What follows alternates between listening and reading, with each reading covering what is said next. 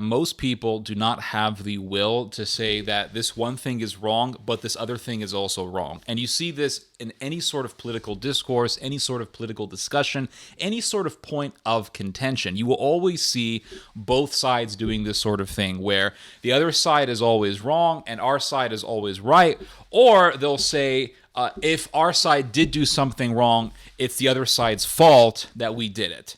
And you see this whole thing all the time. This way of thinking, this mentality, it's very nasty, it's very insidious. It's also very obnoxious and annoying. And another thing that you see is that they will say that the other side is making a big deal about this one thing that our side did, but even though it's bad or it may be bad, it's actually not really worthy of attention. It's not really worthy of importance. All of this can be summed up as an absence of accountability, a complete and utter lack of accountability, which is really just an absence of accountability. There really is no difference. And when you see this sort of thing, it's always the case that both sides go to the sides of extremes. Both sides are going into extremism. Both sides are going into very, very strange and bad faith ways of acting and thinking.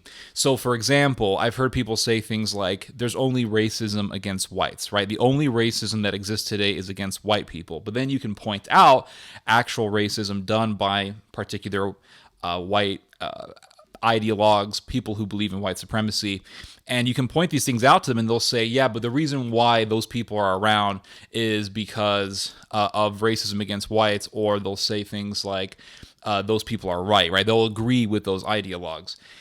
So there really is no reasoning with any sort of side. There's no reasoning, right? You can't really reason with these people because these people cannot say that this thing is bad, but this thing is also bad. Same thing with the other side of this coin. You have people such as Michael Eric Dyson who will say things like black people can't be racist. And then you can point out actual examples of black people being racist and they'll say, yeah, but that's because of white people. So in other words, it's a case of we do nothing wrong, but if we did do something wrong, it's the other side's fault.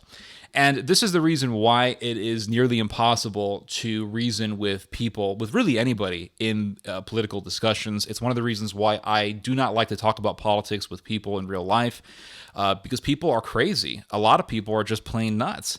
And it gets really, really weird and obnoxious and just aggravating. And it can also get kind of scary at times because you do have a lot of fanatics out there and people are becoming more and more extreme as the years go by. And you just see this sort of phenomena just increasing and becoming more and more intense. People do not have the ability to say this one thing is wrong, but this other thing is also wrong. I'll give you guys another example of this, the whole Palestinian versus Israeli situation. You have both sides who will refuse to concede that they have done things wrong or that their side has done wrong. Palestinians are worse than Israelis when it comes to this sort of thing, and I'll tell you why. One thing that I've noticed over the years is that you can actually find lots of Jewish people who sympathize with the Palestinian cause. And you'll see no Palestinians, really little to no Palestinians. All right, I'll be more conservative with my language here. You'll see really little to no Palestinians conceding on any points. It doesn't matter, right? It does not matter. For example, last night I got into a debate with a Jewish woman who is sympathetic to the Palestinian cause. And I said, you have to understand that Hamas started this war because Hamas massacred Jews. It really is that simple. And she said it doesn't matter. Israel's committing genocide. And I tried to explain to her, and I asked her a very simple rhetorical question. I said, if a criminal is shooting at police officers while holding a child and the police officers fire back in self-defense and they kill the criminal and the child, whose fault is that? Is it the criminal's fault or is it the police officer's fault? She refused to answer the question, and she simply said that Israel's committing genocide, and there was no reasoning with her. At this point, arguing with someone like that is no different than arguing with someone who supports Palestinian terrorism. Even though this person is Jewish, it doesn't matter. Her mentality is pretty much the same. They don't relent on anything. They can't concede on a single issue. They cannot concede on a single point, even though the obvious reality is right in front of their eyes. It's as conspicuous can be. And And you will find Jewish people who support the Palestinian cause, but it is extremely difficult to find a single Palestinian who is sympathetic with the Israeli cause. And I notice with Palestinians is that they do not relent on one damn thing. They don't relent on a crap. Nothing. They don't concede on anything. Anything. It doesn't matter. Palestinians can rape, kill, massacre, murder innocent people, murder over 1,000 Jews. And it doesn't matter. They'll still say the same exact thing. Palestinians have to continue the resistance. And then when you say, wait a second, this is a massacre, it's not resistance. And they'll say, no, it was resistance. So they will openly support massacring Jewish people because they are Jewish people, and they will masquerade their evil as resistance. You cannot reason with such a person. You can't. It's literally impossible. You can't reason with such a person because anything that they do, no matter how egregious, they will see it as self-defense and resistance. In other words, they have zero accountability for their actions.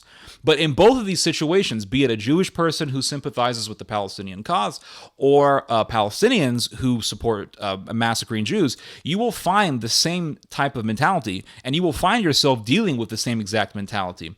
On the other side of this whole thing, you will find Jewish people who will argue as if Israel has done nothing wrong, and you can bring up the Sabra and Shatila massacres with them, in which Israel facilitated the slaughter of thousands of Palestinians in the 1980s during the Lebanese Civil War, and they will either argue that it was an exaggeration, or they'll try to argue that those people deserved it. And it really is sickening. Most people are this way. You will be hard pressed to find people who are actually reasonable. And another thing also is that you will find many Jewish people who sympathize with the Palestinian cause, but it's damn near impossible to find a Palestinian who sympathizes with the Jewish people who were massacred on October the 7th. What does that tell you about the pro-Palestinian cause? It is extremely unreasonable. Today I actually dealt with someone like this because I mentioned the Sabra and Shatila massacres, in which, like I said, Israel facilitated and supported the massacre of thousands of Palestinians in the 1980s by Lebanese nationalists. And this person told me that I am a hypocrite because I will mention the Sabra and Shatila massacre, but at the same time, I will not support the Palestinian resistance movement, as if I cannot sympathize with Palestinians who were massacred without supporting terrorism. Because when you say that you should support Palestinian resistance, then you're actually saying that I should support Hamas, which is a terrorist organization. I can condemn what Israel did while at the same time condemning Hamas and the PLO and whatever other Palestinian terrorist group is out there or has been out there, because the PLO is not really, it's not exactly there anymore. It's more so a shell of its former self because it's under the control of the Israeli government. And my whole point is that I can look at the Sabra and Shatila massacre and I can say that was wrong, and I can look at what happened on October the 7th and I can say that is also wrong. Most people do not have this ability, and it is very, very scary. I could say that it's sad, but it's actually not sad at all. It just really shows that most people are bad faith, and most people will follow a political organization or ideology, no matter how evil it is, just as long as that ideology or movement fits in the narrative of their political football team. And it really is scary, guys. It's scary, and it's just damn dangerous. It's very insidious because people cannot be reasoned with. For example, if somebody says, like I said before, that the only racism that exists is against white people, and you tell them that's actually not true, and then you point out American Renaissance, which is a white supremacist pro-eugenics organization, those people who say that the only racism that exists is against white people will actually support those organizations. They will actually support those white supremacist eugenist organizations. Same thing with black supremacists who say that that black people can't be racist, and then you actually point to them actual racism done by black people, and they'll say, oh, well, that's the fault of white people because white people deserve that sort of prejudice. And you can't reason with people nowadays. You just cannot reason with people. And what's happening is that the Overton window is being dismantled. It's almost like they just want to get rid of the damn window. For years we've heard about the Overton window, and the Overton window is basically just the frame in which ideologies are accepted acceptable, right? The frame in which certain ideas and certain trends are considered to be acceptable by the collective, by society. So, for example, being pro-life, that is within the Overton window. Being pro-Second Amendment, that's within the Overton window, because these are ideas that are considered to be they're considered to be common and therefore not shocking nor disturbing within society in general. Once things go outside of the Overton window, the things that are outside the Overton window are considered to be shocking, disturbing, and not acceptable. But the Overton window will shift, and once the Overton window shifts, then the ideas that were once considered fringe and weird and shocking would now be considered acceptable. They would then be within the Overton window. It's almost like they just want to pull off all the nails and just dismantle the whole damn window. Just dismantle the window and just leave a big gaping hole on the house for anything to get through it. Any sort of crazy, sick, disturbing idea to get through it. It's like they want to get the fox and have it guard the hen house. It's almost like they want to destroy the Overton window. They want to destroy that framework that we have in which we say certain things are acceptable. And things that were considered unacceptable are becoming more and more acceptable. Things like open racism. For example, I go on Twitter and automatically, the algorithm on Twitter is automatically recommending to me pro-white supremacy, pro-race realism pages. Like, what the hell is this? I didn't sign up for this. What's going on here? And I never saw this sort of thing until after Elon Musk bought Twitter. So there's definitely a huge shift that is taking place. There is a shift in the zeitgeist that is happening, everyone, and it's pretty damn scary. It's pretty damn scary.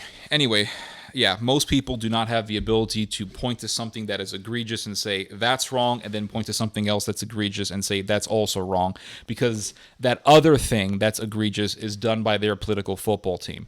And as long as certain things are done within a political football team, then the fans of that political football team will either support it or ignore it or try to undermine it or belittle the weight of it. Anyway, those are my thoughts on that. You guys just heard some theology. God bless.